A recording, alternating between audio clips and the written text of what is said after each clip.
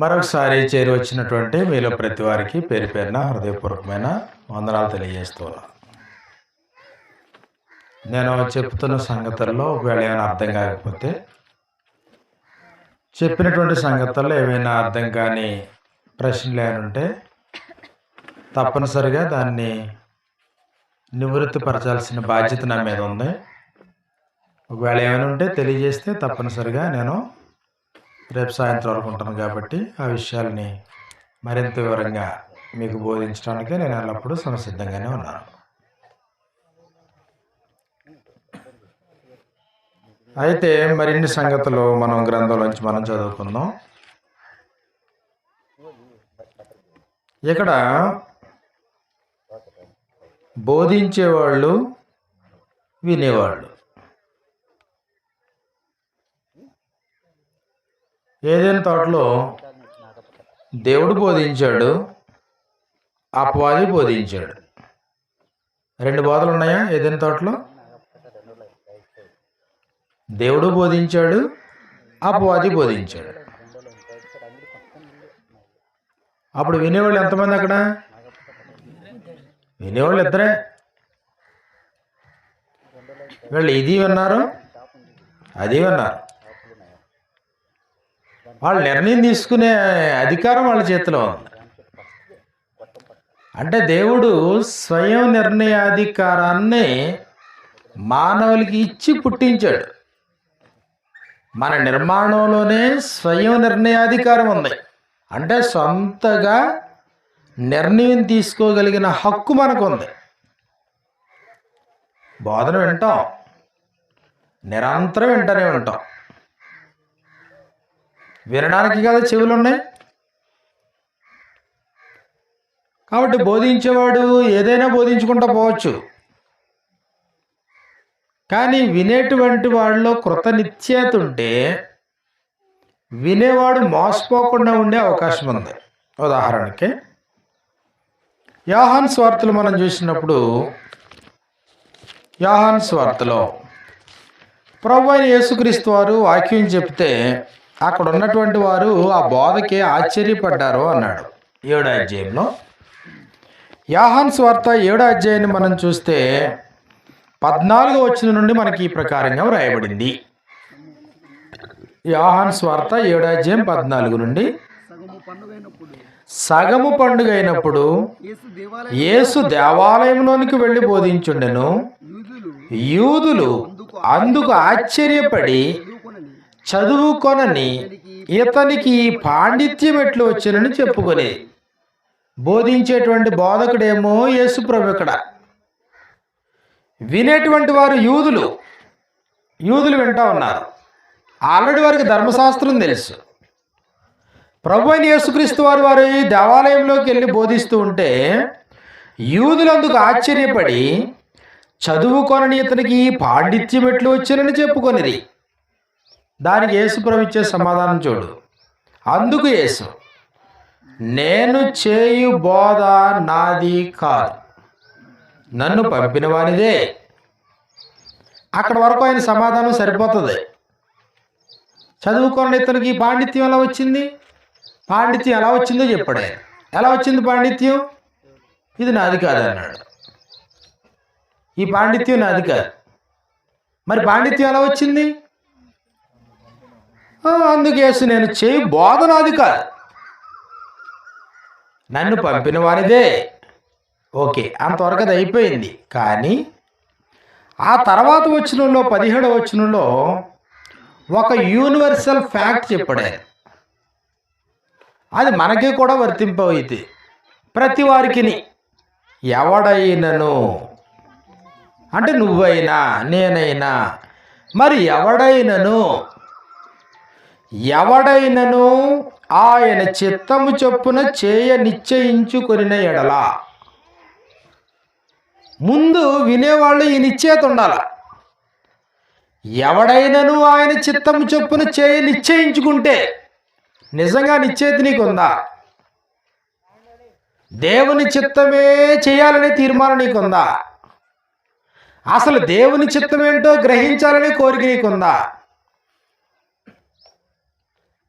దేవుడు ఏం చెప్పాడో అనే ఆలోచన ఉంటే మనుషుల్లో ఎవడైనాను ఆయన చిత్తము చొప్పున నిశ్చయించిన ఎడల. ప్రస్తుత సమాజంలో ఈ నిశ్చయత లేదు వినేవాళ్ళకి. ఎవరేం చెప్తే అది వింటారు, దానికి తలలాడిస్తూ ఉంటారు, అవసరమైతే నోట్స్ రాసుకుంటూ ఉంటారు.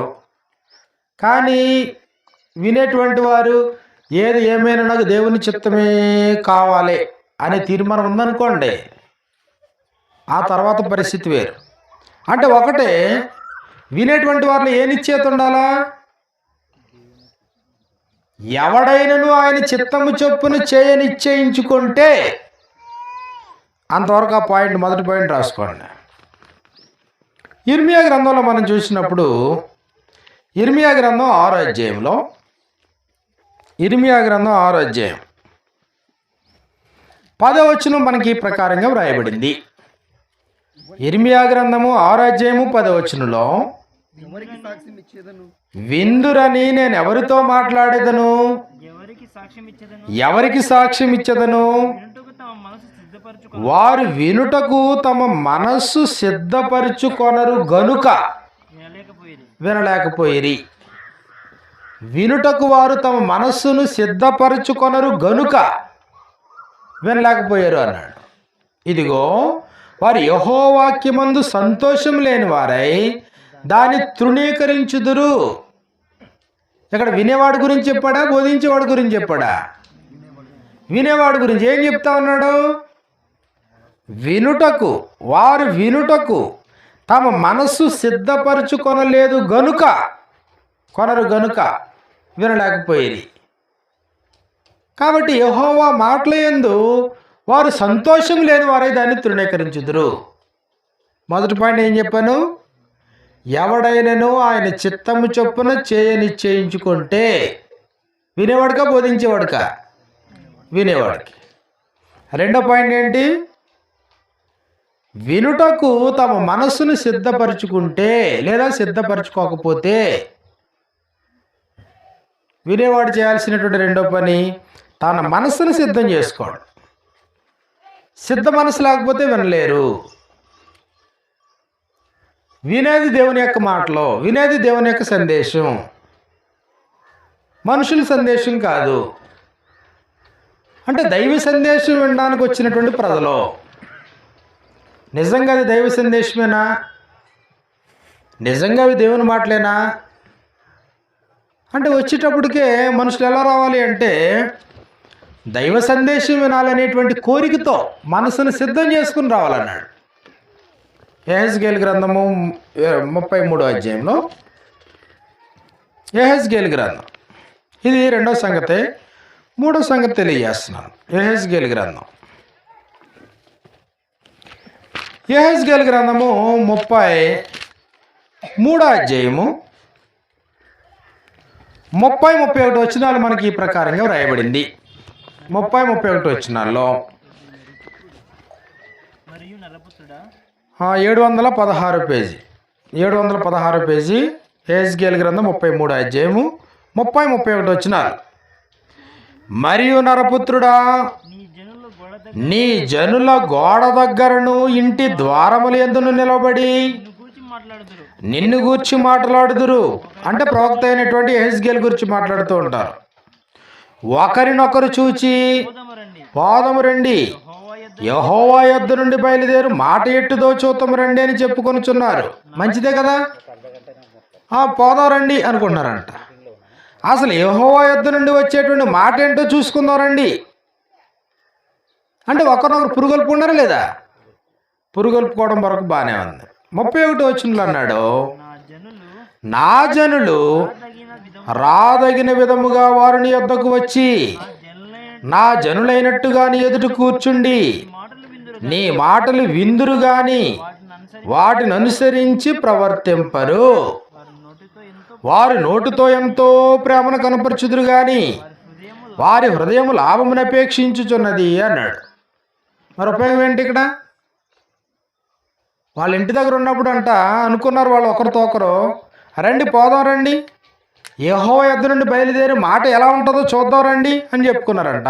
31వ వచనంలో, నా జనులు రాదగిన విధముగా వారిని యొద్దకు వచ్చి, దేవుని ప్రజలైనట్టుగా వచ్చి, నా జనులైనట్టుగా నీ ఎదుట కూర్చుండి నీ మాటలు విందురు గాని వాటిని అనుసరించి ప్రవర్తింపరు. వింటారు కానీ వాటిని అనుసరించి ప్రవర్తింపరు. వారు నోటితో ఎంతో ప్రేమ కనపరుచుదురు కానీ, కావాలంటే నోటితో ప్రేమ కనపరుస్తారు, మరేంటి ఉపయోగం ఏంటి? సమస్య ఏంటి ఇక్కడ? ఇక్కడ వినేవారి గురించా బోధించేవారి గురించా? వినేవారి గురించి. వింటూ మట్టుకు వింటారు, రాదగిన విధముగా నీ యొద్దకు వస్తారు, నా జనులైనట్టుగా కూర్చుంటారు. ఇంటి దగ్గర ఉన్నప్పుడు వెళ్దాం రండి, పోదాం రండి, దేవుని యొద్ద నుండి వచ్చే మాట ఎట్టుదో చూద్దాం రండి అనుకుంటారు. తెర వచ్చిన తర్వాత నా జనులైనట్టుగా కూర్చుంటారు, వారు నా మాటలు విందురు కానీ వాటిని అనుసరించి ప్రవర్తింపరు. లోపం ఎక్కడ? లోపం ఎక్కడ? వినేవారు లోపం ఎక్కడ? ఎందుకు ప్రవర్తించలేకపోతున్నారు? లోపం ఏంటి? ఎక్కడ లోపం వచ్చింది? వింటున్నారు, ఎందుకు వింటలేదు? వింటున్నారని ఉంది అక్కడ. నా జనులు రాదగిన విధముగా వారిని యొద్దకు వచ్చి నా జనులైనట్టుగా నీ ఎదుట కూర్చుండి నీ మాటలు విందురు గాని వాటిని అనుసరించి. ఎక్కడ లోపం ఎక్కడ అని అడుగుతున్నాను అనమాట. అనుసరించే చోటగా ఎందుకు అనుసరించట్లేదు? కాబట్టి ఇది రేపు చెప్తానమాట. రేపటికి చిన్న పునాది వేసి వదిలేశాను.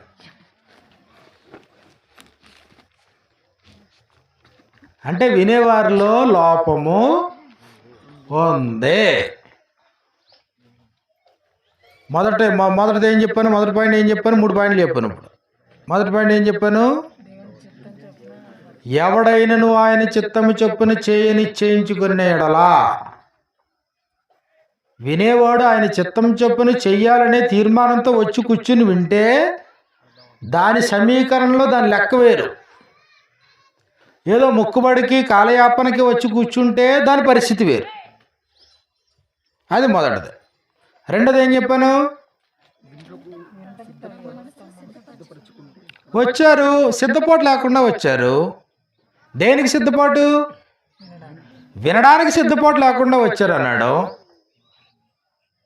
వారు తమ మనసును సిద్ధపరచుకొనరు గనుక ఏం చెప్పాడు? ఇర్మియా గ్రంథం 6:10 వారు మనసును సిద్ధపరచుకొనరు గనుక వారు వినలేకపోయిరి. తర్వాత కాబట్టి విన్న సంతోషం, హృదయానందం ఏమీ లేదు. హృదయానందం ఏమీ లేదు. మంచి భోజనం చేసినప్పుడు ఉన్న ఆనందం వాక్యం ఉన్నప్పుడు లేదు. కారణం ఏంటి? మానసిక సిద్ధపాటు లేదు అన్నాడు. ఇది రెండో విషయం. మూడో సంగతి ఏంటి? వెళదాం రండి, పోదాం రండి అని ఒకరితో ఒకరు చెప్పుకొని, యెహోవా మాట ఎట్టుదో చూద్దాం రండి అని చెప్పుకొని, రాదగిన విధముగా వారు నా నీ యొద్దకు వచ్చి నా జనులైనట్టుగా నీ ఎదుట కూర్చుండి వినుట మట్టుకు విందురు గాని వాటిని అనుసరించి ప్రవర్తింపరు అన్నాడు. అంటే వినేవారిలో లోపం ఉందా? వినేవారిలో 100% లోపం ఉంది. అదేంటనేది రేపు మనం సంగతులు చూద్దాం. ఉదయకాలంలో మనం నేర్చుకున్నటువంటి సంగతుల్లోకి మనం వెళ్ళిపోతున్నాం. యెహోషువ గ్రంథంలో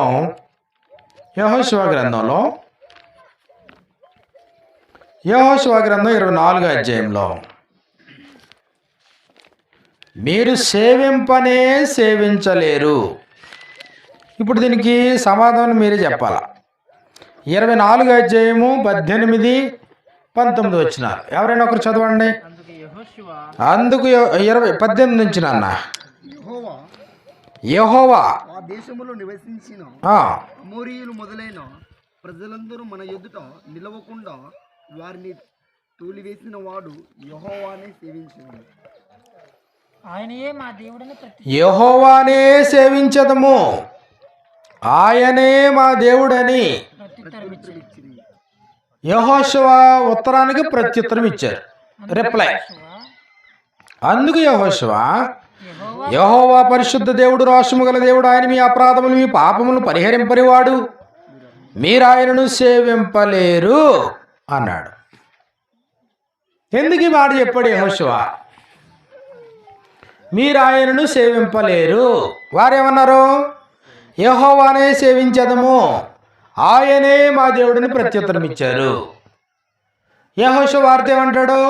మీరు ఆయనను సేవింపలేరు. కారణం ఏంటి?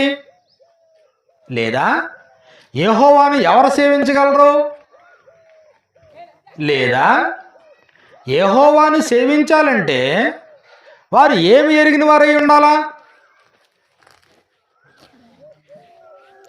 ప్రశ్న 3 రకాలుగా అడిగాను మిమ్మల్ని. అక్కడ 18, 19 వచనాల్లో వారందరూ ఏమన్నారంటే యెహోవానే సేవించదము, ఆయనే మా దేవుడని ప్రత్యుత్తరం ఇచ్చిరి. అప్పుడు 19వ వచనంలో ఆయన అన్నాడు, మీరు ఆయనను సేవింపలేరు, ఆయన్ని సేవింపలేరు. 21వ వచనంలో జనులు అట్లు కాదు, మేము యెహోవానే సేవించదమని యెహోషువతో చెప్పిరి. ఆయన ఏమంటాడు? మీరు సేవించలేరు అన్నాడు. మళ్ళీ ప్రజలు ఏమంటారు? 21వ వచనంలో జనులు అట్లు కాదు, మేము యెహోవానే సేవించదమని యెహోషువతో చెప్పిరి. అప్పుడు యెహోషువ, మీరు యెహోవానే సేవించదమని ఆయనను కోరుకొన్నందున మిమ్మును గూర్చి మీరే సాక్షులై ఉన్నారని అనగా వారు మేము సాక్షులమే అని. అంటే ఇప్పుడు యెహోషువ ఏం చెప్పాడు? మీరు సేవించలేరు. వారేమంటారు? మేము సేవించగలం. మళ్ళీ ఆయన ఏమంటాడు? మీరు ఆయన సేవించలేరు. వీళ్ళేమంటారు? మేము సేవించగలం. సర్లే, మీరు కోరుకున్నారు కదా, మీ మాటకి మీరే సాక్షులను విడిచిపెట్టేశాడు. యెహోషువ సేవించలేరని ఎందుకు అంటున్నాడో అనేది ప్రశ్న. ఒకవేళ యెహోవాను ఎవరైనా సేవించాలంటే ఎప్పుడు సేవించగలరో? నాన్న, నా ప్రశ్న అర్థమవుతుందా? చెప్పండి ఈసారి సమాధానం.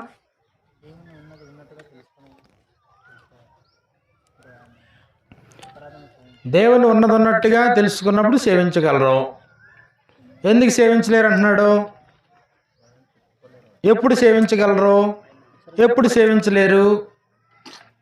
ఓకే, కాసేపు ఇశ్రాయేలుని పక్కన పెట్టేస్తే మనం ఆయన్ని సేవించగలమా, సేవించలేమా? యెహోషువ చెప్పినట్టుగా నేను నా ఇంటి వారిని యెహోవాను సేవించగలరు, సేవిస్తాం అని చెప్పగలమా?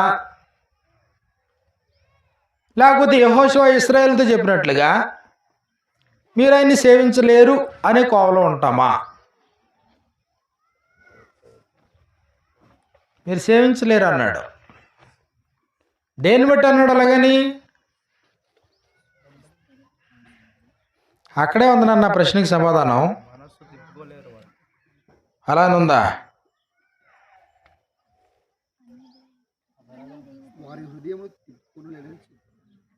అది కాదు, 0 మార్కులు.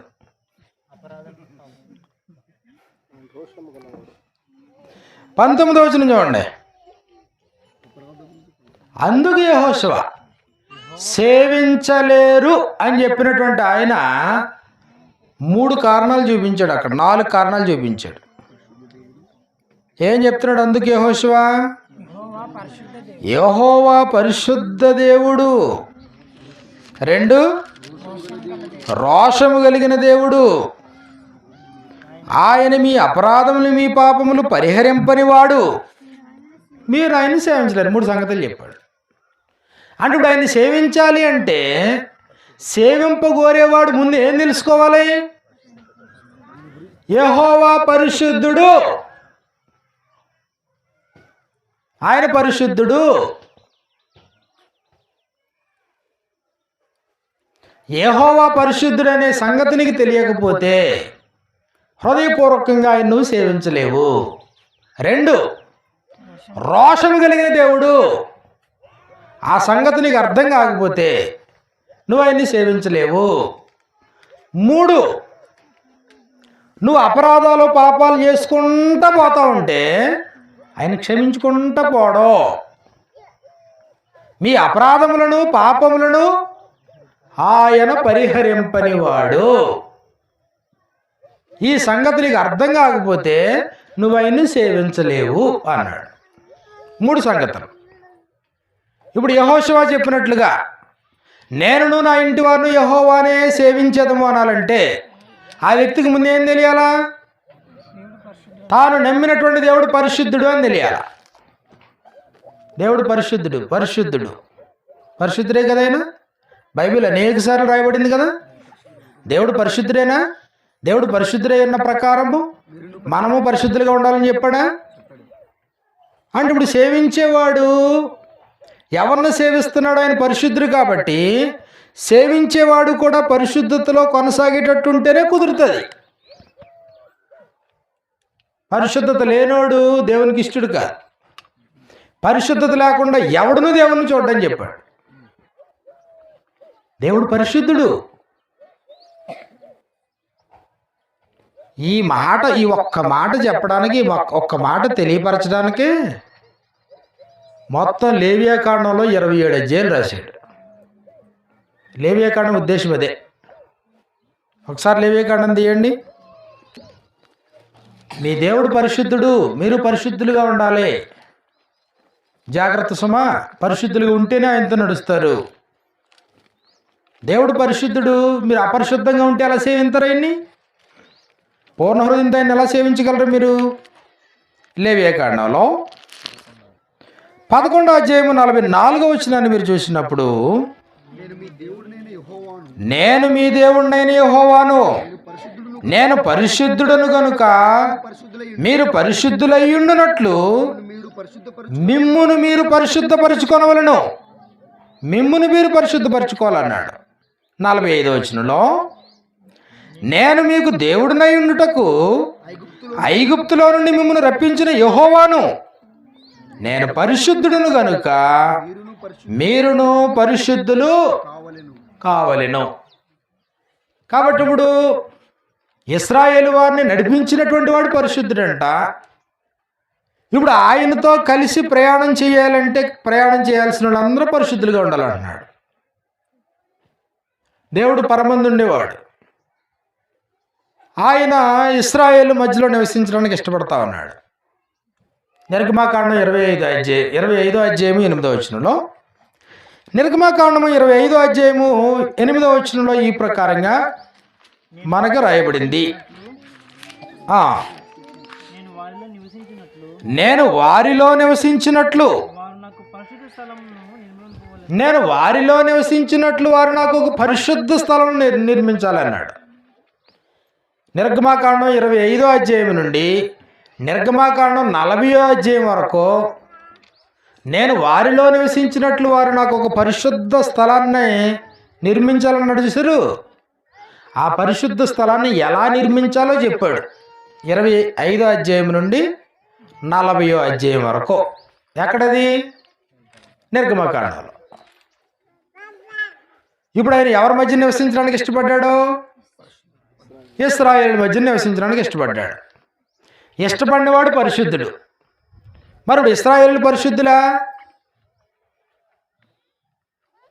కాబట్టి మొట్టమొదటి ఏం చెప్పాడంటే, మీరందరూ ఎక్కడైతే నివసిస్తున్నారో మీ మధ్యలో నేను కూడా నివసిస్తాను అన్నాడు.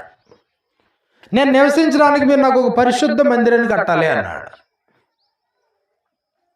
పరిశుద్ధ మందిరాన్ని కట్టడానికి గురించి నిర్గమాకాండం 25 నుంచి నిర్గమాకాండము 40వ అధ్యాయం వరకు ఆ మందిరం ఎలా కట్టాలో చెప్పాడు. మందిరం కట్టిన తర్వాత దాన్ని ప్రతిష్ఠ చేసిన తర్వాత ఇప్పుడు లేవియాకాండం 1వ అధ్యాయం నుండి లేవియాకాండం 27వ అధ్యాయం వరకు ఏం చెప్తున్నాడు అంటే, నేను పరిశుద్ధుణ్ణి. ఎక్కడ ఉంటున్నాను? ఇప్పుడు మీ మధ్యలో ఉంటున్నాను. పరిశుద్ధుడైన దేవుడు తన ప్రజలైన ఇశ్రాయేలు వారి మధ్య నా పరిశుద్ధ గుడారంలో ఆయన నివసిస్తూ ఉంటే, నాతో కలిసి మీరు కొనసాగాలి అంటే మిమ్మును మీరు పరిశుద్ధం చేసుకోవాలి అన్నాడు. నాతో కలిసి మీరు ఉండాలంటే మీరు అపవిత్రులుగా ఉంటే కుదరదు, దుష్టులుగా ఉంటే కుదరదు, దుర్మార్గులుగా ఉంటే కుదరదు, అపరిశుద్ధులుగా ఉంటే కుదరదు, మీ ఇష్టానుసారంగా మీరు ఉంటే కుదరదు. నేను మీ మధ్యలో ఉండి సంచరించడానికి ఇష్టపడుతున్నాను. నేను మీ దేవుడిని ఉండడానికి ఇష్టపడుతున్నాను. మీరు నా ప్రజలుగా ఉండాలని కోరుకుంటా ఉన్నాను. నేను మీ మధ్యలో ఉండడానికి ఇష్టపడుతున్నాను కాబట్టి మీ మధ్యలో నా కొరకు ఒక పరిశుద్ధమైన మందిరాన్ని కట్టండి. నేను అందులో నివసిస్తాను. నా చుట్టూ మీరు ఉంటారు. నా చుట్టూ ఉన్నటువంటి జనులు తమ్మును తాము పరిశుద్ధపరుచుకోవాలి అన్నాడు. కాబట్టి లేవ్యాకాండం 1-10 అధ్యాయాలు ఏం చెప్పాడంటే, పరిశుద్ధత లేనటువంటి మనుషులు ఎలా పరిశుద్ధులు అవుతారో అనే సంగతిని తెలియజేశాడు. 1 దహన బలి ద్వారా, 2 అర్పణలో, పాప పరిహారార్థ బలి, సమాధాన పరిహారార్థ బలి, అపరాధ పరిహారార్థ బలి, బలులు అర్పించడం ద్వారా. ఈ బలులన్నీ ఎందుకు? ఒక మేక పిల్లనో, ఒక గొర్రె పిల్లనో, లేకపోతే గొవ్వలనో, లేకపోతే మరొక దాన్నో తీసుకుని వెళ్ళి రక్తాన్ని ప్రోక్షించి తమ్మును తాము పవిత్రం చేసుకోవడానికి, తమ్మును తాము పరిశుద్ధం చేసుకోవడానికి చేసినటువంటి ఏర్పాట్లు. కాబట్టి లేవ్యాకాండం 1 నుంచి 10వ అధ్యాయం వరకు మనకి ఏం చెప్పాడంటే, మిమ్మును మీరు పవిత్రం పరిశుద్ధం చేసుకోవడం ఎలాగో అనే సంగతిని తెలియజేశాడు. చూడండి, 1వ అధ్యాయంలో, లేవ్యాకాండం 1వ అధ్యాయంలో మనం చూసినప్పుడు, లేవ్యాకాండం 1వ అధ్యాయంలో అక్కడ 2వ వచనంలో 2-3 వచనాలు, 3వ వచనం అతడు దహన బలి రూపముగా అర్పించేది దహన బలి గురించి. 17వ అధ్యాయము చివర, అది దహన బలి అనగా యెహోవాకు ఇంపైన సువాసన గల హోమము. 2వ అధ్యాయం 1వ వచనం, 2వ అధ్యాయం 4వ వచనం, 2వ అధ్యాయం 7వ వచనం, 2వ అధ్యాయం 10వ వచనంలో చివర యెహోవాకు అర్పించు హోమములో అది అతి పరిశుద్ధము అన్నాడు. 2వ అధ్యాయము హోమం, 3వ అధ్యాయమేమో సమాధాన బలి, 3వ అధ్యాయం 1వ వచనం. 4వ అధ్యాయంలోనేమో పాప పరిహారార్థ బలిని గురించి చెప్పాడు. పాపం చేస్తే దానికి పరిహారం, పాప పరిహారార్థ బలి. 3వ వచనంలో, 4వ అధ్యాయం 3వ వచనం చివర యెహోవాకు పాప పరిహారార్థ బలిగా అర్పించాలి అన్నాడు. కాబట్టి ఇలాగ 1 నుంచి 10 అధ్యాయాలు ఏం తెలియజేశాడంటే, 1 నుంచి 10 అధ్యాయాల్లో బలుల ద్వారా పరిశుద్ధపరచబడడం, బలుల ద్వారా, బలి అర్పణ ద్వారా పరిశుద్ధపరచడం, బలి అర్పణ ద్వారా పరిశుద్ధపరచడం.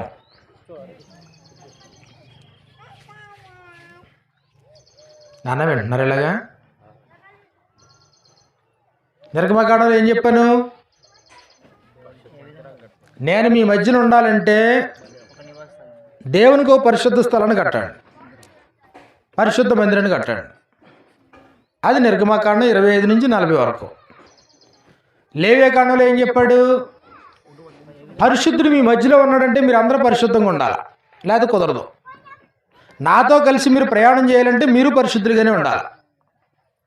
పరిశుద్ధులుగా ఉండాలంటే మీ పాపాలు కడిగేసుకోవాలి, ముందు పవిత్రపరచబడాలి.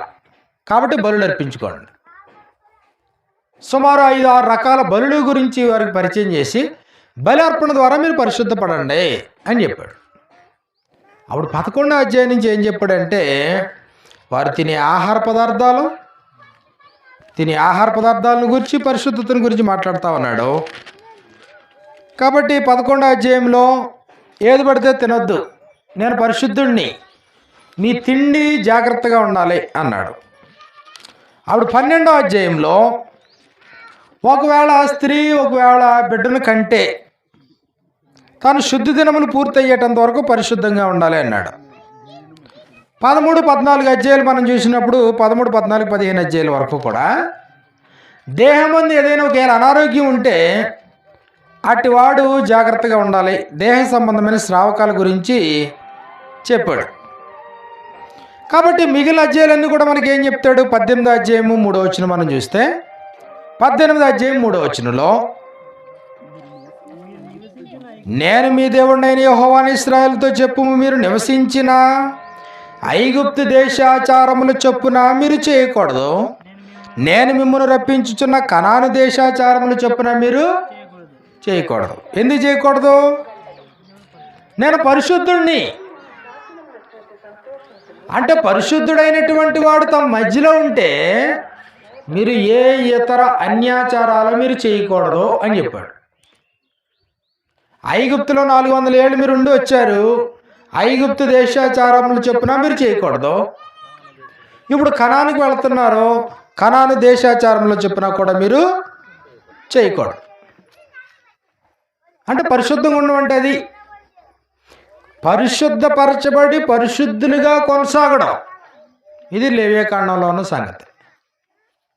తినే ఆహార పదార్థాలను బట్టి, వారు చేసుకునే వైవాహిక జీవితాన్ని బట్టి, లేదా వారి దేహ సంబంధమైనటువంటి శ్రావకాలను బట్టి, వారి పాపాన్ని బట్టి, వారు అనుసరించేటువంటి ఆచారాలను బట్టి మొత్తం ఒక్కొక్క దాన్ని వివరించుకుంటా 19వ అధ్యాయంలో వారి దినచర్య, నేను పరిశుద్ధుణ్ణి, పరిశుద్ధునితో కలిసి మీరు కూడా ప్రయాణం చేయాలంటే మీ దినచర్యలో పరిశుద్ధత ఉండాలి అన్నాడు.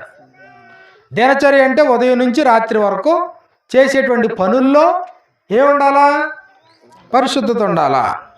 19వ అధ్యాయం 2వ వచనంలో మీరు పరిశుద్ధులై ఉండవలెను, మీ దేవుడైన యెహోవానగు నేను పరిశుద్ధుడై ఉన్నాను.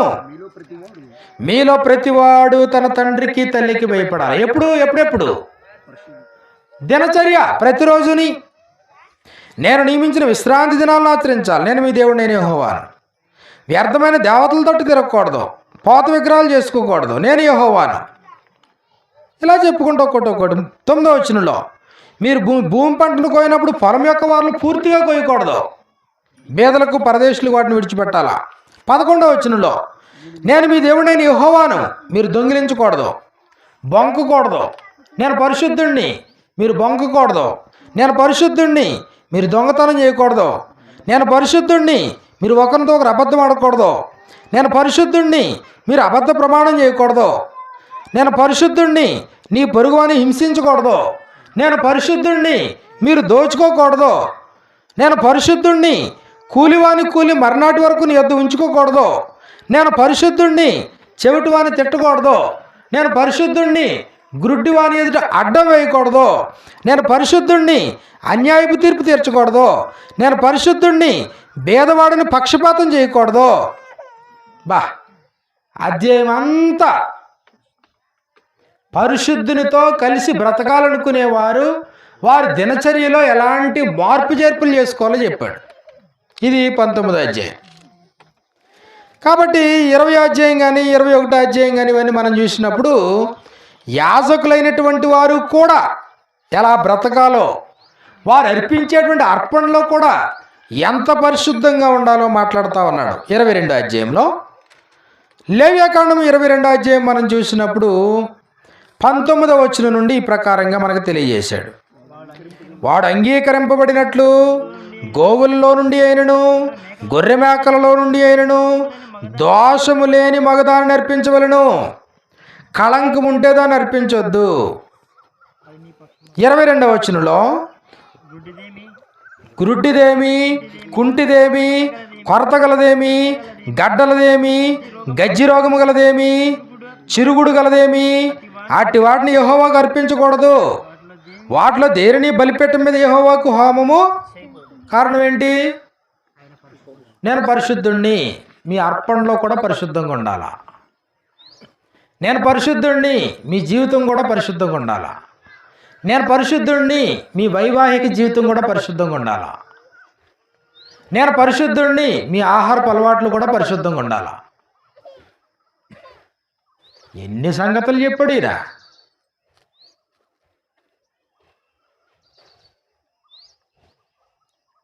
అంటే పరిశుద్ధుడితో పెట్టుకునేవారు ఎలా ఉండాలంటాడు? నువ్వు పరిశుద్ధుడిగా ఉంటేనే ఆయన్ని సేవించగలవు. ఇప్పుడు యెహోషువ అంటాడు, మీరు ఆయన్ని సేవించలేరు. ఎందుకు? పరిశుద్ధుడు. మీరు కూడా పరిశుద్ధంగా బ్రతకాలని తీర్మానం ఉందనుకోండి, అప్పుడు సెట్ అవుతుంది ఇద్దరికని. పరిశుద్ధతకి విఘాతం కలిగిందా? రోషము కలిగిన వాడైనా. లేవ్యకాండం 10వ అధ్యాయంలో ఆయన రోషాన్ని చూస్తాం మనం. లేవ్యకాండం 10వ అధ్యాయము 1-2 వచనాల్లో అహరోను కుమారులైన నాదాబు అబీహులు తమ తమ ధూపార్తలను తీసుకొని వాటిని నిప్పులుంచి వాటి మీద ధూపద్రవ్యం వేసి యెహోవా తమకు ఆజ్ఞాపింపని వేరొక అగ్నిని ఆయన సన్నిధికి యెహోవా తమకు ఆజ్ఞాపించింది చేశారంట. ఆజ్ఞాపించింది చేస్తే పరిశుద్ధతను గౌరవించినట్టు కాదు. ఏం జరిగింది అప్పుడు? వెంటనే యెహోవా సన్నిధి నుండి అగ్ని బయలుదేరి వారిని కాల్చేసింది అన్నాడు. యెహోవా సన్నిధి మృతి పొందేది. అది రోషం కలిగిన దేవుడితో మీరు ఎలా కాపురం చేయగలరు? పరిశుద్ధులైన వాడితో మీరు ఎలా కాపురం చేయగలరు? నేను చేయగలను. నాకు అర్థమైంది ఆ సంగతి.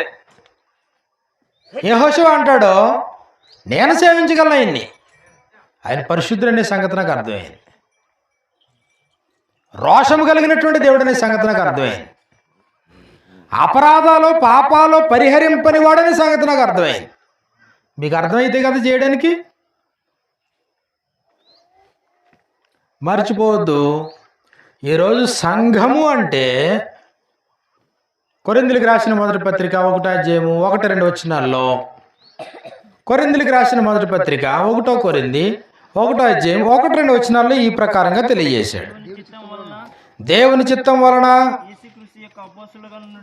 యేసుక్రీస్తు యొక్క అపోస్తలుడుగా ఉండుటకు పిలువబడిన పౌలును సహోదరుడైన సోస్తెనేసును కొరింథీలో ఉన్న సంఘమునకు, దేవుని సంఘమునకు అనగా సంఘము అంటే అక్కడ ఏం చెప్పాడు అంటే క్రీస్తు యేసునందు పరిశుద్ధపరచబడిన వారై పరిశుద్ధులుగా ఉండుటకు పిలువబడిన వారు సంఘం అంటే.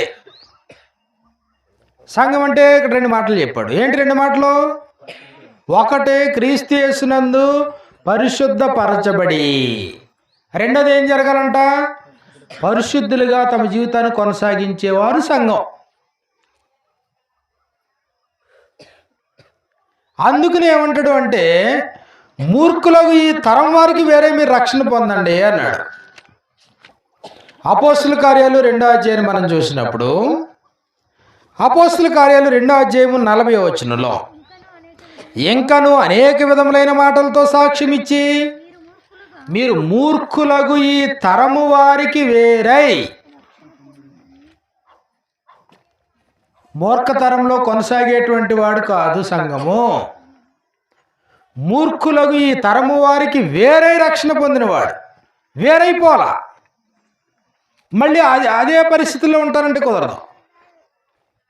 క్రీస్తు యేసునందు పరిశుద్ధపరచబడి పరిశుద్ధులుగా ఉండుటకు పిలువబడిన వారు సంఘం అంటే.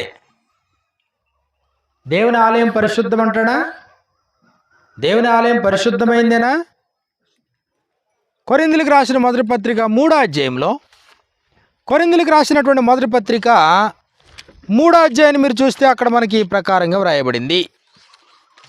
కొరింథీయులకు రాసిన మొదటి పత్రిక 3వ అధ్యాయము 16-17 వచనాల్లో మీరు దేవుని ఆలయమై ఉన్నారనియు దేవుని ఆత్మ మీలో నివసించున్నాడని మీరు ఎరుగరా? ఎవడైనను దేవుని ఆలయమును పాడు చేసిన ఎడల దేవుడు వానిని పాడు చేయను. దేవుని ఆలయము పరిశుద్ధమై ఉన్నది, మీరు ఆ ఆలయమై ఉన్నారు అన్నాడు. ఇది క్రొత్త నిబంధన సంఘం. మీరే దేవాలయము, దేవుని ఆలయం పరిశుద్ధమై ఉన్నది, మీరు ఆ ఆలయమై ఉన్నారు. కాబట్టి సంఘం అంటే ఎవరు? పరిశుద్ధపరచబడి పరిశుద్ధతలో కొనసాగేవారు. అంటే లోకంలో ఉండే మనుషుల్లా బ్రతికేవారా సంఘం అంటే?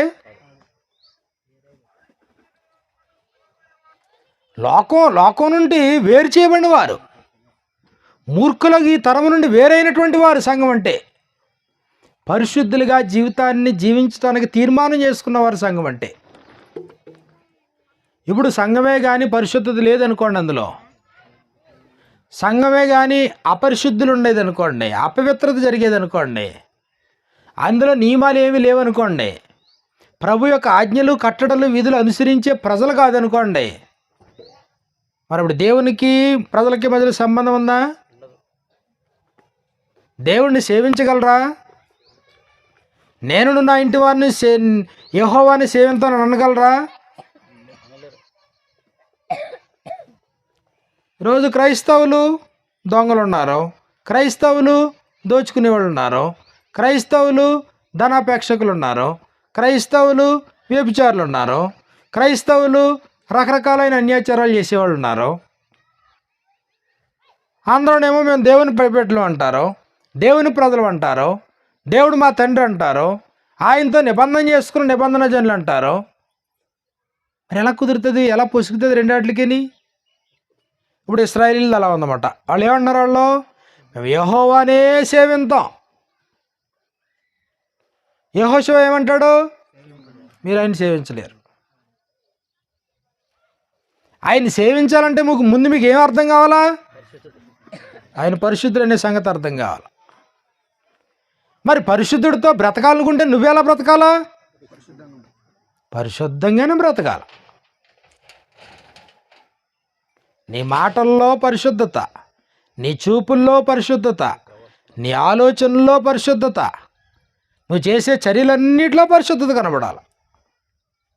ప్రత్యేకంగా జీవించాలి. అది సాధ్యపడినప్పుడు ఎలా సేవింతావు నువ్వు ఆయన్ని? నువ్వు ఆయన సేవించకపోతే ప్రభువుకి ఎలా శిష్యుడు అయి ఉంటావు?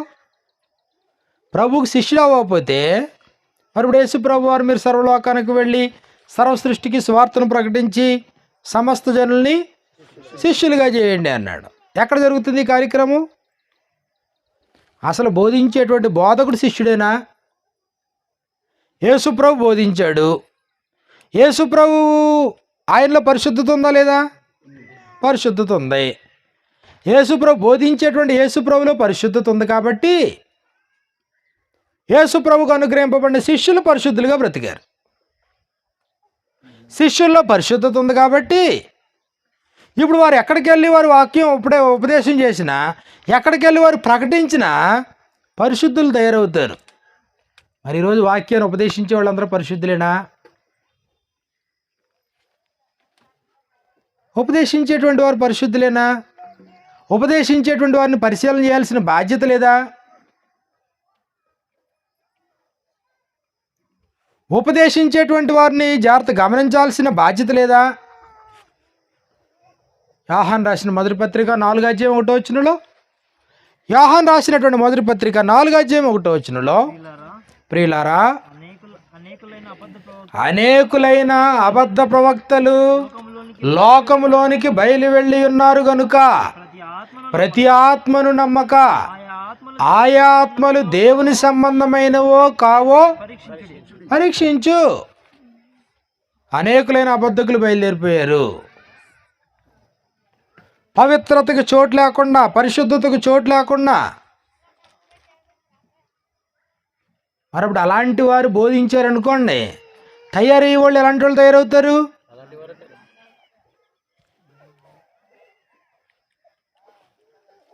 శిష్యులకు ఆజ్ఞాపించాడు శిష్యులను తయారు చేయమని. యేసుప్రభు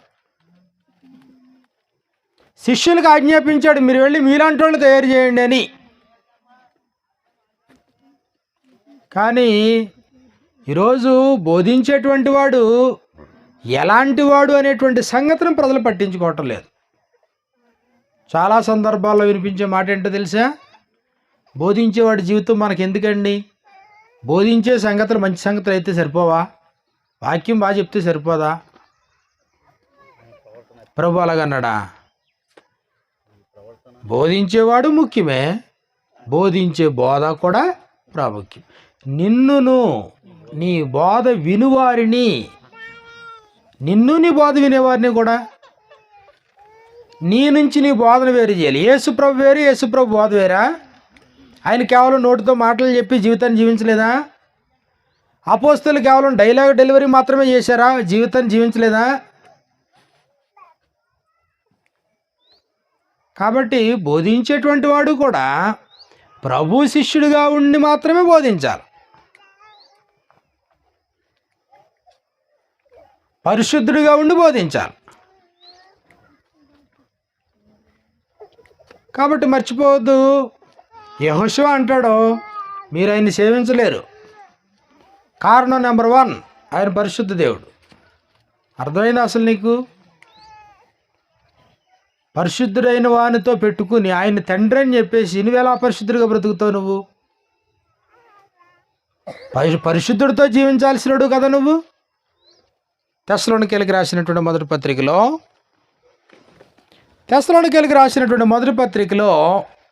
4వ అధ్యాయంలో మనకి ఈ ప్రకారంగా వ్రాయబడింది. తెస్సలోనికీయులకు రాసినటువంటి మొదటి పత్రిక 4వ అధ్యాయం 3వ వచనం నుండి, మీరు పరిశుద్ధులగుటయే అనగా మీరు జారత్వమునకు దూరముగా ఉండుటయే దేవుని చిత్తం. పరిశుద్ధులగుటే అనగా జారత్వమునకు దూరముగా ఉండుటయే దేవుని చిత్తం. మీలో ప్రతివాడును దేవుని ఎరగని అన్యజనుల వలె కామాభిలాష ఎందుగాక పరిశుద్ధత ఎందును ఘనత ఎందును తన ఘటమును ఎట్లు కాపాడుకొనవలెనో అది ఎరిగి ఉండుటే దేవుని చిత్తం. 7వ వచనంలో పరిశుద్ధులగుటకే దేవుడు మనలను పిలిచెను గాని అపవిత్రులుగా ఉండుటకు ఆయన మనలను పిలవలేదు. అంటే దేవుడు కోరుకునేది పరిశుద్ధత. ఆయనతో నివసించుకోరేటువంటి ప్రజల్లో దేవుడు చూడాలనుకునేది పరిశుద్ధత. పరిశుద్ధ దేవుడిని ఎవరు సేవించగలరు? పరిశుద్ధులే సేవించగలరు. మరి మానవుడు పరిశుద్ధుడా? ఏ భేదమును లేదు. అందరూ పాపం చేసి దేవుడు అనుగ్రహించి మహిమను పొందలేకపోతున్నారు. అందరూ పాపులైతే మరి దేవుడిని సేవించేవాడు ఎవరు? పూర్ణ హృదయంతో ఆయన్ని ఎవరు సేవించగలరు? అయినా మీ అపరాధముల చేత పాపముల చేత చచ్చినటువంటి నిన్ను క్రీస్తుతో కూడా మరలా బ్రతికింపజేసెను. ఎందుకు? మీ అపరాధాలను ఎందుకు తీసాడైనా? మీ పాపాలను ఎందుకు కడిగేశాడైనా? ఎఫెసీయులకు రాసిన పత్రిక 2వ అధ్యాయంలో, ఎఫెసీయులకు రాసినటువంటి పత్రిక 2వ అధ్యాయం మనం చూస్తే అక్కడ ఈ ప్రకారంగా వ్రాయబడుతుంది. మీ అపరాధముల చేతను పాపముల చేతను మీరు చచ్చిన వారై ఉండగా, అపరాధాల పాపాల వల్ల నువ్వు చచ్చావు అన్నాడు. కానీ పరిశుద్ధుడైన వాడితో నువ్వు కలిసి జీవితాన్ని కొనసాగించాలి అని అంటే ఇప్పుడు ఈ పాపాలకి క్షమాపణ దొరకాల. 3వ వచనంలో 2వ అధ్యాయం 3వ వచనం నుండి, వారితో కలిసి మనమందరమును శరీరం యొక్కయు మనసు యొక్కయు కోరికలు నెరవేర్చుకొనుచు మన శరీరాశలను అనుసరించి మునుపు ప్రవర్తించుచు కడమవారి వలె స్వభావ సిద్ధముగా దేవుని యొక్క ఉగ్రతకు పాత్రులమై ఉంటుమి. ఆయనను దేవుడు కరుణా సంపన్నుడయ్యుండి మన అపరాధముల చేత చచ్చిన వారమై ఉండినప్పుడు సైతము మన ఏళ్ల చూపిన తన మహాప్రేమ చేత మనలను క్రీస్తుతో కూడా బ్రతికించెను. 7వ వచనంలో, క్రీస్తునందు మనలను ఆయనతో కూడా లేపి పరలోకమందు ఆయనతో కూడా కూర్చుండబెట్టెను. అంటే ఇప్పుడు సంఘం అంటే ఎవరు? అపరాధముల నుండి పాపముల నుండి క్షమించబడి రక్షించబడిన వారు, క్రీస్తుతో కూడా చనిపోయి తిరిగి లేచినటువంటి వారు, పరలోకంలో క్రీస్తు పక్కన కూర్చున్నటువంటి వారు సంఘం అంటే. ఎవరు సేవించగలరు ఆయన్ని? దేవుడు పరిశుద్ధుడు అని ఎరిగిన వారు. ఎంతమందిలో ఉంది ఈ భయం? దేవుడు పరిశుద్ధుడు అని నోటును కాసుకునే వాళ్ళు ఎంతమంది? దేవుడు పరిశుద్ధుడు అయితే దేవుడు ఏం చెప్తే అదే చేయాలనే తీర్మానం ఎంతమందిలో ఉంది? దేవుడు కోరుకున్నట్లుగానే బ్రతకాలనేటువంటి ఆలోచనలు ఎంతమందిలో ఉన్నాయి? కాబట్టి నేనును నా ఇంటి వారిని యెహోవానే సేవించేదము అంటే ఇదేదో మాటకు రాసేసుకునేది కాదు. ఇది గుమ్మ ఎదురుగుండా ఇంటి ఎదురుగుండా రాసేసుకుని పెట్టుకునే మాట కాదు. ఇది యెహోవానే సేవించేది మంచిదే. ఎప్పుడు సాధ్యం అది? ఆయన పరిశుద్ధుడైన ప్రకారం నువ్వు పరిశుద్ధుడిగా ఉండు. ఆయన పరిశుద్ధతకి విఘాతం కలిగితే నాదాబు అబీహులు అహరోను కుమారులను కూడా పరలోకం నుండి అగ్ని వచ్చి కాల్చేసిందని అంతటి రోషం కలిగిన దేవుడని గ్రహించి భయభక్తులు కలిగి ఉండు, అప్పుడు సాధ్యమవుతుంది. కానీ వాళ్ళందరూ అంటారు ప్రశ్నకి సమాధానంగా ప్రత్యుత్తరంగా, నువ్వే కాదు మేమందరం కూడా ఆయనే సేవిస్తాం. మీరు సేవించలేరు అంటాడు ఆయన. లేదు మేము సేవిస్తాం అంటారు వాళ్ళు. సర్లే మీరే కోరుకున్నారు కాబట్టి మీ మాటకి మీరే సాక్షులై ఉంటారు. ఆ తర్వాత పేజీ ఇలా తిప్పామనుకోండి, వాళ్ళు సేవిస్తున్నారో లేదో అర్థమవుతుంది. ఆ తర్వాత అలాగలా పేజీలు 21వ అధ్యాయం వరకు తిప్పుకుంటూ వెళ్ళామనుకోండి, 21వ అధ్యాయం వరకు, ఏ 21? న్యాయాధిపతులు 21వ అధ్యాయం వరకు అలా తిప్పుకుంటూ వెళ్ళామనుకోండి, వాళ్ళు సేవిస్తున్నారో లేదో అర్థమవుతుంది. సేవించలేకపోయారు పాపం వాళ్ళు.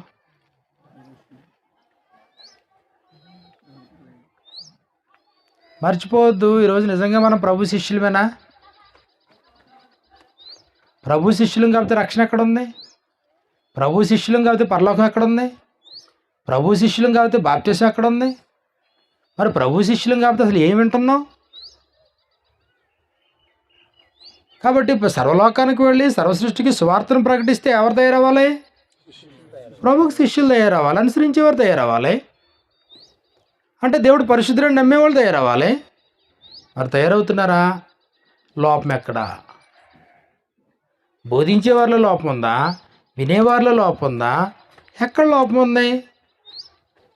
మరి ఇప్పుడు యేసు ప్రభు బోధించాడు, మరి శిష్యులు తయారయ్యారు లేదా?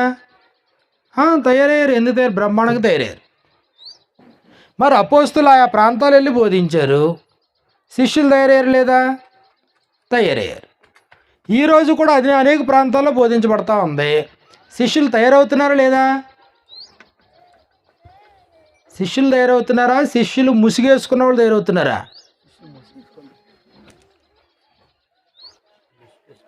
ప్రభు శిష్యులు తయారవ్వాలి కదా. మరి అంటే బోధించే బోధల లోపమా, వినేవాళ్ళ లోపమా, శిష్యత్వంలో లోపమా? పని అర్థం అవ్వలేదా? ఎక్కడ లోపం వచ్చింది మరి? అప్పుడు ఎక్కడ లోపం వచ్చింది? లేదండి నేను 2 సంవత్సరాల నుంచి వాక్యం ఉంటున్నానండి, 4-5 సంవత్సరాల నుంచి ఉంటున్నానండి, లేదు నేను దేవుడు పరిశుద్ధంగానే బ్రతకాలని నాకు అర్థమైందండి, కాబట్టి అంతకు ముందున్న ఆచారాలన్నీ వదిలేస్తున్నానండి, లోకాచారాలు వదిలేశానండి, కులాచారాలు వదిలేశాను, పారంపర్యాచారాలు పితృపారంపర్యాచారాలు కూడా వదిలేశాను, అన్యాచారాలు కూడా వదిలేశాను, నా దేవుడు పరిశుద్ధుడు, నేను కూడా పరిశుద్ధంగానే బ్రతకాలనేటువంటి కోరికతో ఉన్నాను అన్నవాళ్ళు ఎవరన్నా చూపించండి.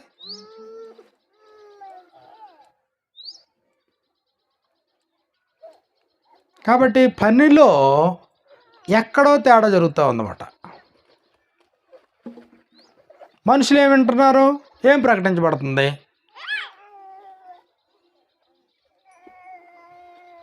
కానీ సంఘాలు మాత్రం పెరుగుతూ ఉన్నాయి, రోజు రోజుకి సంఘాలు విస్తరిస్తూ ఉన్నాయి. మరి సంఘాల్లో పరిశుద్ధత ఏమైనా కనబడుతుందా?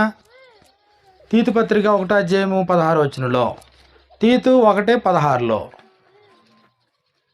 తీతు 1:16లో ఏం చెప్పాడు? దేవుని ఎరుగుదుమని వారు చెప్పుకోవడం ఎవరైనా చెప్పుకుంటారులేండి, చెప్పుకోవడానికి ఏముంది? దేవుని ఎరుగుదుమని వారు చెప్పుకొందురు కానీ అసహ్యులను అవిధేయులను ప్రతి సత్కార్యం విషయమే భ్రష్టులై ఉండి తమ క్రియల వలన ఆయనను ఎరగమన్నట్టున్నారు. చెప్పడం ఏం చెప్తున్నారు? దేవుని ఎరుగుదమని చెప్పుకుంటున్నారు. క్రియలు ఎలాగున్నాయి? దేవునికి మాకు సంబంధం లేదన్నట్టున్నాయి. దేవుని ఎరుగుదమని వారు చెప్పుకొందురు కానీ అవిధేయులను అసహ్యులను ప్రతి సత్కార్యం విషయము భ్రష్టులై ఉండి తమ క్రియల వలన ఆయనను ఎరగము అన్నట్టున్నారు అన్నాడు.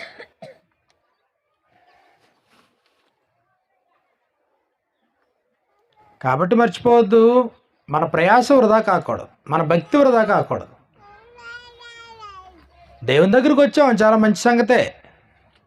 ఉపదేశాన్ని వినడానికి ఇష్టపడుతున్నాం, ఇంకా మంచిదే. కానీ ఇంకొన్ని కరెక్షన్స్ తప్పనిసరిగా జీవితంలో చేసుకోవాల్సిన బాధ్యత ఉంది. నేను దేన్ని అనుసరిస్తున్నానో అది బైబిల్ చెప్పేదేనా? నేను ఏం వింటున్నానో అది బైబిల్ ఉపదేశమేనా? నిజంగా అది బైబిల్ ఉపదేశమే అయితే నాలో పరివర్తన రావాలి కదా. మరి 20 సంవత్సరాలు, 30 సంవత్సరాలు, 50 సంవత్సరాల క్రైస్తవ్యంలో కొనసాగుతూ ఉన్నా పరివర్తన లేకుండా పోతే మరి నేను ఏం వింటున్నట్టు? అప్పుడు మళ్ళీ ఇందాక మనం చదువుకున్నట్లుగా నా జనులైనట్టుగా రాదగిన విధముగా వారిని ఎద్దుకు వస్తారు, నా జనులైనట్టుగా వారు కూర్చుంటారు, వారిని మాటలు విందురు కానీ దానిని అనుసరించి ప్రవర్తింపరు, కావాలంటే నోటితో ఎంతో ప్రేమను ఒలగబోతారు అన్నాడు. అప్పుడు ఏమైపోతుంది? అప్పుడు వచ్చే వాళ్ళందరూ ఎవరు వస్తారు? బయట వాళ్ళు వస్తారు. అన్యులు వస్తారు. అన్యులు ఎవరు రారే? వచ్చేవాళ్ళు అందరూ ఎవరు? ఇదిగోండి మేము అందరూ దేవుని పిల్లలమండి. రాదగిన విధముగా వచ్చారు, వస్తుంటారు, ఎప్పటికీ వస్తుంటారు. నా జనులైనట్టుగా కూర్చునే వాళ్ళందరూ ఎవరు? దేవుని ప్రజలే. కూర్చునే వాళ్ళు అందరూనే. అన్ని చర్చిల్లో కూర్చునే వాళ్ళందరూ దేవుని ప్రజలే. ఎక్కడ మీటింగ్లో కూర్చున్నా దేవుని ప్రజలే కూర్చున్నారు. వింటారు, దాన్ని అనుసరించి ఎందుకు ప్రవర్తించరు? మరి ఎందుకు విన్నావు? ఎందుకు ప్రవర్తించరు అంటే వారు రాక ఉద్దేశం వేరు, వేరేని చెప్పేసాడు అక్కడే. వారి హృదయం ఇంకో దాన్ని దేన్ని అపేక్షిస్తుంది, దానికోసం ఎదుగుతారు తప్ప ప్రవర్తించడానికి వారు రాలేదు. వాక్యానుసారంగా బ్రతకడానికి రాలేదు వాళ్ళు, ఇంకో దాని గురించి వచ్చారు అన్నాడు. దేవుని చిత్తమైతే రేపు మాట్లాడుకున్న సంగతులు. కాబట్టి ఈరోజంతా మనం ఏం మాట్లాడుకున్నామంటే, శిష్యుడు అంటే వెంబడించేవాడు, సేవించేవాడు, అనుసరించేవాడు, ప్రభు దగ్గర నేర్చుకునేటువంటి వాడు శిష్యుడు అంటే. ప్రారంభం నుంచి కూడా దేవుడు అదే ప్యాటర్న్ కొనసాగిస్తూ ఉన్నాడు. అవాదము నుంచి దేవుడు అదే ఆశించాడు. దేవుడు ఏం చెప్తే చేయాలండి. నోవహు కాలంలో దేవుని యొక్క దీర్ఘశాంతం కనిపెడుతూ ఉన్నప్పుడు నోవహు ఒక పక్కన వాడ సిద్ధపరుస్తూ ప్రకటించాడు. అదే ఉద్దేశం, ఇంకో ఉద్దేశం కాదు. సొదొమ గొమొర్రా పట్టణాల్లో అదే ఉద్దేశం. మనుషులు దేవుని చెప్పిన మాటలకు విధేయులై కృతజ్ఞులై బ్రతకాలండి. ఇశ్రాయేలీయుల నుంచి దేవుడు కోరింది అదే. కానీ అక్కడక్కడ మాత్రం కొంతమందికి అది అర్థమైంది. వాళ్ళు దేవుని సేవిస్తూ బ్రతికరి జీవితాన్ని కొనసాగించారు. నేడు క్రొత్త నిబంధనలో ప్రభు డైరెక్ట్గా మనకు ఆజ్ఞాపించాడు. వాళ్ళు సందేహిస్తున్నారు. నా అధికారాన్ని గురించి మీరు సందేహించొద్దు అన్నాడు. పరలోకమందును భూమి మీదను సర్వాధికారం ఇవ్వబడింది నాకు. ఈ అధికారంతో చెప్తున్నాను. ఏం చేయాలి? మీరు సర్వలోకానికి వెళ్ళండి, సర్వ సృష్టికి సువార్తను ప్రకటించండి, సమస్త జనులను శిష్యులుగా చేయండి, శిష్యులైన వారికి బాప్తీసం ఇవ్వండి, బాప్తీసం పొందిన వారికి నేను ఏ సంగతులు అయితే ఆజ్ఞాపించుతునో వాటినన్నిటినీ గైకోవాలని మీరు వారికి బోధించండి. కాబట్టి ఎంత స్పష్టంగా మనకుందో చూడండి. ఇప్పుడు సర్వలోకానికి వెళ్ళే పనిలో శిష్యులు ఉన్నారా? అసలు మన దగ్గరకు వచ్చిన వాళ్ళు శిష్యులేనా? ప్రభు శిష్యులేనా? మనుషులు శిష్యులు వచ్చారా? అసలు శిష్యుల లక్షణాలు వచ్చిన వారిలో ఉన్నాయా? పోనీ వినేటువంటి వారు శిష్యులు అవుతున్నారా? అసలు మనం చేసే పని శిష్యత్వాన్ని తయారు చేయడమేనా కాదా? ఒకవేళ శిష్యులే తయారవుతూ ఉంటే ప్రభుని అనుసరిస్తూ ఉన్నారా? మనుషులు వెనకాల వెళ్ళిపోతూ ఉన్నారా? శిష్యత్వం అనేది ప్రభువుకి శిష్యులు అవ్వమన్నాడు, మనుషులకు కాదు. మనుషులకు శిష్యులు అయితే వంకర మాటలు చెప్పి మిమ్మల్ని అక్కిపోయారు అన్నాడు. ఈరోజు మనుషులు ఏమైపోయారంటే, నేను పౌలు వాడను, నేను కేఫా వాడను, నేను క్రీస్తు వాడను. మనుషులు ఫాలో చేస్తూ ఉన్నారు, మనుషులు వెనకాల వెళ్ళిపోతూ ఉన్నారు. కాబట్టి ఎవరైనా చక్కగా మాట్లాడగలిగిన వాళ్ళు వచ్చారనుకోండి, ఆయనకు అనుచరులు తయారవుతున్నారు, ఆయనకి శిష్య బృందం తయారవుతూ ఉంది. ఆయన మాట్లాడినట్టుగా మాట్లాడడం, లేకపోతే ఆయనలాగా నడవడం, ఆయనలా బట్టలు వేసుకోవడం, లేదా ఆయనలాగా తలదోవడం, మనుషుల్ని ఇమిటేట్ చేస్తూ ఉన్నారు. అదే కోరిందైనా మనుషుల్ని వెంబడించమన్నాడా? మనుషుల మీద ఫేవరిజం పెంచుకోమన్నాడా? మనుషులకి శిష్యులు అన్నాడా? చూడండి, ఇప్పుడున్న మత నాయకులుగా పిలువబడుతున్న వారు ఒక్కొక్క నాయకుడికి ఒక్కొక్క శిష్య రకం, శిష్య బృందం, ఒక్కొక్కరు ఒక్కొక్క శిష్య బృందం. దేవుడు కోరిందా? ఉపదేశం వినాలి, ప్రభువుకి శిష్యుడు అవ్వాలి. ప్రభువుకి శిష్యుడు అవ్వాలంటే ప్రభు పరిశుద్ధుడు, నువ్వు పరిశుద్ధంగా జీవితాన్ని కొనసాగించాలి. రోషం కలిగిన వాడు, తేడా వస్తే ఊరుకోడైనా. కాబట్టి నన్ను ప్రేమించే వారి విషయంలో 1000 తరాలు కరుణించేవాడిని అన్నాడు. నన్ను ద్వేషించే వారి విషయంలో 3-4 తరముల వరకు తండ్రుల దోషమును కుమారుల మీదకి రప్పించుచు. ఎందుకన్నాడైనా? నేను రోషము కలిగిన దేవుడిని అన్నాడు. నేను తప్ప వేరొక దేవుడు నీకు ఉండకూడదు. పైన ఆకాశం అందే కానీ, కింద భూమి అందే కానీ, భూమి కింద ఉండే నేల ఎందే కానీ ఉండు దేని రూపమునైన విగ్రహం నువ్వు చేసుకోకూడదని చెప్పాడు. దానికి సాగిలు పడకూడదు, దాన్ని పూజించకూడదు, నమస్కరించకూడదని చెప్పాడు. ఏలనగా మీ దేవుడు యెహోవా నేను రోషము కలిగిన వాడిని. దేవుడు పరిశుద్ధుడు, దేవుడు రోషము కలిగిన వాడు. ఈ సంగతుల ముందు ప్రాథమికంగా అర్థమైతేనే ఒక వ్యక్తి ఆయన్ని సేవించగలడు. యెహోషువ అంటాడో మీరు ఆయన్ని సేవించలేరు. వాళ్ళు ఏమంటారు? మేము సేవిస్తాం. ఇప్పుడు మీరేమంటారు? సేవించాలా సేవించరా? మాటకి చెప్పేసేయండి. మాట ఏముంది, వాళ్ళు చెప్పినట్టు చెప్పడం కదా. యెహోవాని సేవించారా సేవించరా? ఓఎస్ మేము సేవించేస్తాం అంటారు. ఆయన ఏమన్నాడైనా? సేవించలేరు. యెహోవా పరిశుద్ధుడు, రోషం కలిగిన వాడు. నువ్వు ఎలా కుప్పుగంతులెత్తే అలా అంగీకరించాలనుకుంటున్నావా? నీ ఇష్టానుసారంగా నువ్వు బ్రతికితే ఆయన అంగీకరించే దేవుడా? నీకు నచ్చినట్టుగా నువ్వు బ్రతుకుతూ పోతే నిన్ను వెనకాలండి నిన్ను ప్రోత్సహించేది తండ్రి ఆయన. దుష్టత్వమును కూడా చూడలేనంత నిష్కళంకమైన నేత్రములు గలవాడాయన.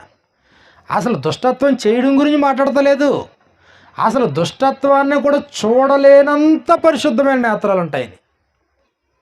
హబక్కూకు గ్రంథం 1:13 హబక్కూకు 1:13 చదవండి ఒకసారి.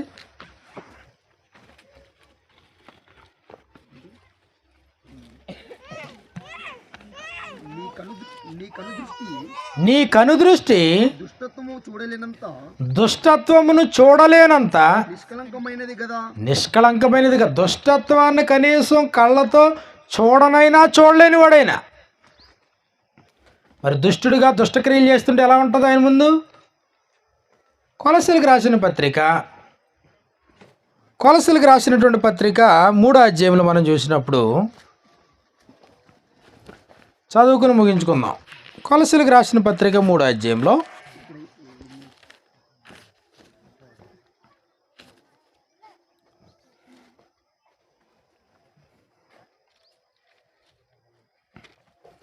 ఎఫెసీ పత్రిక 5వ అధ్యాయంలో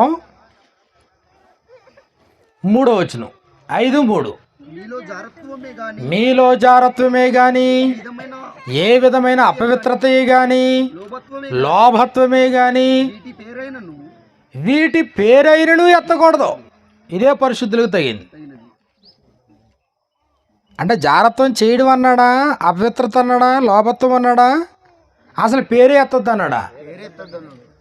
అసలు అట్లా పేరే ఎత్తొద్దనేనంటే లేదు నేను వాటినే నేను అనుసరిస్తానంటే అంటే కనీసం నీ నోటుతో కూడా ఉచ్చరించొద్దు అన్నాడు. దేవుడు అంతటి పరిశుద్ధుడు. చూడండి మళ్ళీ 3వ వచనంలో మీలో జారత్వమే కానీ ఏ విధమైన అపవిత్రతయే కానీ, అంటే జారత్వానికి సంబంధించిన మాటలు కానీ అపవిత్రతకు సంబంధించిన మాటలు కానీ లేదా క్రియలు కానీ, తర్వాత ఏ విధమైన అపవిత్రతయే కానీ లోభత్వమే కానీ, అంటే డబ్బులు సంబంధించిన ఈ పిసినితనపు మాటలే కానీ చర్యలే కానీ అసలు వీటి పేరైనను ఎత్తకూడదు. అంటే కనీసం నోటితో ఉచ్చరించడం కూడా ఇష్టపడతలేదు, అంతటి పరిశుద్ధుడైన.